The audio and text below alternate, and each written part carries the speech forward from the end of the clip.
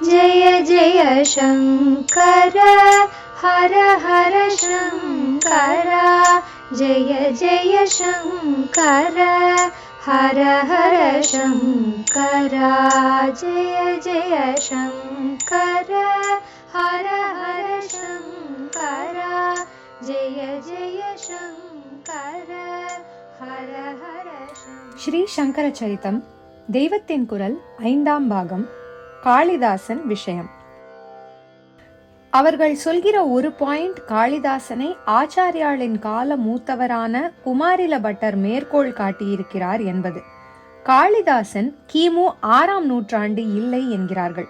ரொம்ப முந்தி அவருடைய காலத்தை கொண்டு போனால் கூட புஷ்யமித்ர சுங்கனின் பிள்ளையான அக்னிமித்ரனின் சமகாலத்தவராகத்தான் அவர் இருந்திருக்க முடியும். ஏன் என்றால் அவருடைய மாளவிகாக்னி மித்ரத்தில் கதாநாயகனே இந்த அக்னிமித்ரன் தான் என்கிறார்கள். புஷ்யமித்ரன் காலம் கிமு 2ஆம் நூற்றாண்டுதான். அதனால் காளிதாசனை கிமு 6ஆம் நூற்றாண்டுக்கு கொண்டு போக இடம் இல்லை என்கிறார்கள். ஆனால் அவர்கள் சொல்லும் இந்த கிமு 2ஆம் நூற்றாண்டு கணக்கும் மெகஸ்தனிஸை மையமாக வைத்து மௌரிய காலத்தை நிர்ணயம் பண்ணி மௌரியர்களில் கடைசியாய் இருந்த ராஜாவின் சேனாதிபதியாய் இருந்த புஷ்யமித்ரனே அப்புறம் அதிகாரத்தை கைப்பற்றினான் என்பதில்தான் அனுமானிக்கப்பட்டிருக்கிறது. மௌரிய கால பேசஸே, அதாவது அடிப்படையே தப்பாயிருக்க கூடும் என்றுதான் பார்த்தோமே. அதையொட்டி அவர்கள் தங்களுடைய கிபி 4ஆம் நூற்றாண்டு நிர்ணயம் வரையில் நமக்கு விட்டு கொடுக்க நியாயம் இருக்கிறது என்றும் பார்த்தோமே. இதுவும், அதாவது கிமு 2ஆம் நூற்றாண்டு அந்த காலகட்டத்துக்குள்ளேயே வந்துவிட்டதால் இப்படித்தான் என்று அவர்கள் அடித்து சொல்வதற்கில்லை. நம் புராணாதிகளின் கணக்குப்படி கிமு 1500 ஆரம்பித்த மௌரிய வம்சம் அப்புறம் 300 வருஷத்துக்கு மேல் அரசாண்ட பிறகு சுங்க வம்ச ஆட்சியை புஷ்யமித்ரன் ஏற்படுத்தி இருக்கிறான். எனவே அது கிமு 1200 ஒட்டி இருக்கும்.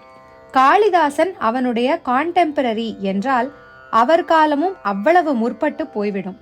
ஆச்சாரியால் கிமு 6ஆம் நூற்றாண்டு என்ற நம் நம்பிக்கைப்படியே காளிதாசன் அதற்கும் 6 நூற்றாண்டு முந்தியவர் என்றாகிவிடும்.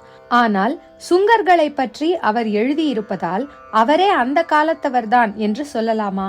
இன்றைக்கும் கூட யாராவது புது ராமாயண காவியம் எழுதலாம்.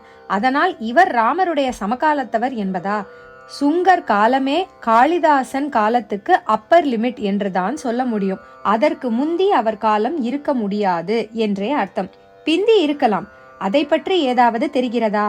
காளிதாசன் விக்ரமாதித்யனின் காலம், அவர் அவனுடைய சபையில் இருந்த நவரத்னங்களில் ஒருத்தர் என்று நம் தேசத்திலேயே வெகு காலமாக நம்பிக்கை இருக்கிறது.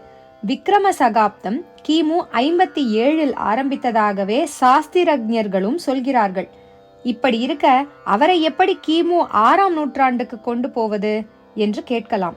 கிமு 57 இருந்து விக்ரமாதித்யனுக்கு வேறாக இன்னொரு விக்ரமாதித்யன் கலியுகத்தில் 2500வது வருஷத்தையொட்டி, அதாவது கிமு 6ஆம் நூற்றாண்டின் ஆரம்பத்தில் இருந்தான் என்றும் இவனைத்தான் ராஜதரங்கிணியில் சொல்லியிருக்கிறதென்றும் ஒரு அபிப்பிராயம் இருக்கிறது.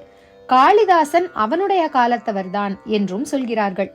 நம் நம்பிக்கைப்படி ஆச்சாரியால் அந்த நூற்றாண்டு முடியும் சமயத்தில் 509 அவதரித்திருக்கிறார். குமாரில பட்டர் அந்த நூற்றாண்டு மத்தியில் பிறந்திருப்பார். நம் தேச நம்பிக்கையே இருந்தாலும் சரி, சாஸ்திரஜர்களின் அபிப்பிராயம் இருந்தாலும் சரி, விக்ரமாதித்தன் என்பவனை பற்றி ஒன்றும் நிச்சயப்படுத்தி சொல்ல தெரியவில்லை என்றுதான் நடுநிலையாய் இருந்து கொண்டு பார்த்தால் ஒப்புக்கொள்ள வேண்டி வரும். அவனை பற்றி சொல்லும் பிருஹத் கதை, காதா சப்தசதி முதலியவை நாவல்கள் மாதிரியான கதைகளாகவே இருப்பவை. புராணங்கள், ராஜதரங்கிணி முதலியவற்றின் பிராமாண்யம், அதாவது மெய்மை உறுதி இவற்றுக்கு இல்லை. வீர சாகசங்கள் செய்த ஒருவனுடைய ஆச்சரியங்கள் நிறைந்த கதைகள் எந்த தேசத்து ஜனங்களுக்கும் வேண்டி இருக்கிற ஒன்று. அப்படி விக்ரமாதித்யன், மதன காமராஜன் போன்றவர்களுடைய கதைகள் மிகுந்த பிரசித்தி பெற்றுவிட்டன.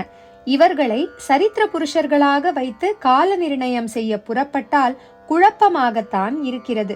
ஒரு சமயத்தில் ஜனங்களை ரொம்பவும் வசீகரம் செய்யும் ஒருவன் தோன்றினால் அவன் மீது நிறைய கதைகளை ஏற்றிவிடுவது வழக்கம். அப்படித்தான் உஜ்ஜயினியில் இருந்து ஆட்சி செய்த ஒரு விக்ரமாதித்யன் தாரா நகரத்தில் இருந்து ஆட்சி செய்த போஜன் முதலியவர்களை பற்றி நடந்திருக்கிறது. போஜரின் காலத்தவனே காளிதாசன் என்றும் நம் தேச நம்பிக்கையே இருக்கிறது. இப்படி நம் ஊரிலேயே 2 வித நம்பிக்கை இருக்கும்போது ஒன்று தப்பாகத்தானே இருக்க வேண்டும். நம் ஊர் நம்பிக்கை என்பதாலேயே நிஜம்தான் என்று சாதிக்க முடியாதல்லவா? இதையெல்லாம் பார்த்துதான் சிலர் 2 காளிதாசர்கள் இருந்ததாக அபிப்பிராயம் சொல்கிறார்கள்.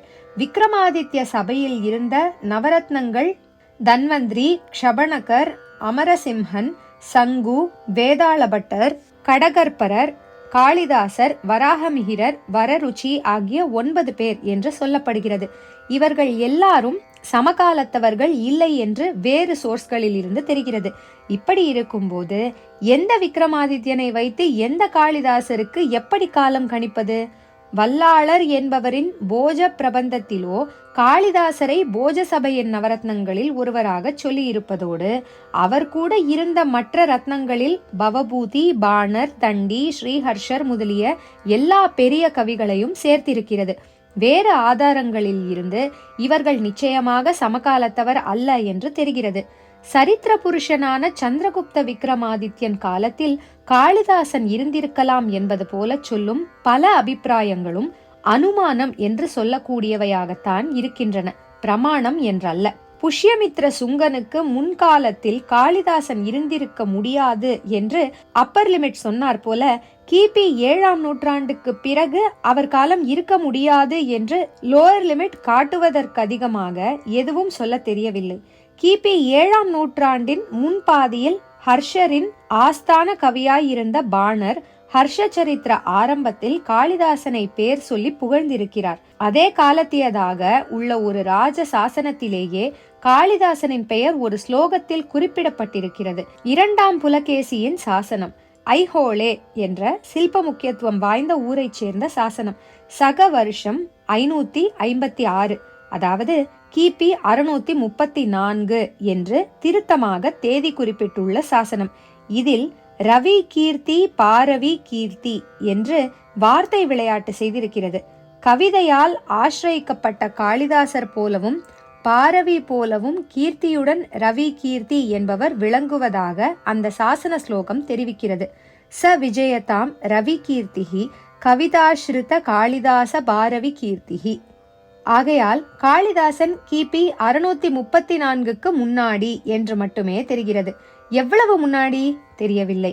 நிச்சயமாக தெரியாத ஒன்றை வைத்து இன்னொன்றை எப்படி நிச்சயப்படுத்துவது?